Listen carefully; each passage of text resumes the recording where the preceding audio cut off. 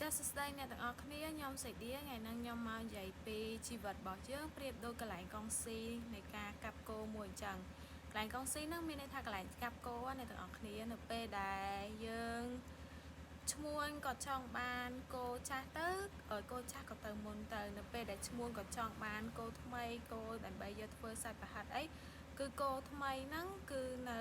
ត្រូវកាប់ដោយសារអ្នកកុងស៊ីហ្នឹងអញ្ចឹងទៅហើយប្រៀបដូចជាជីវិតរបស់យើងអញ្ចឹងនៅពេលដែលលោកនឹងត្រូវការជីវិតដែលមនុស្សចាស់គឺមនុស្សចាស់ត្រូវទៅមុនហើយនៅពេលដែលជីវិតយើងក្មេងត្រូវទៅមុនវាអត់ទៀងអញ្ចឹងយើងប្រើជីវិតយើងឲ្យមានន័យហើយកុំចំណានកុំឆ្លោះគ្នាដើម្បីផលប្រយោជន៍រៀងខ្លួនវាអត់បានអីពីលើโลกហ្នឹងទៅវិញអញ្ចឹងណាអញ្ចឹងអ្នកទាំងអស់គ្នាគិតថាជីវិតយើងប្រៀបដូចជាគោដែលគេត្រូវការដើម្បីបរិភោគប្រចាំថ្ងៃគឺវាដូចទៅនឹងកន្លែងកុងស៊ីមួយដែរអញ្ចឹងណាអរគុណច្រើនអ្នកទាំងអស់គ្នាដែលបានចូលមើលវីដេអូ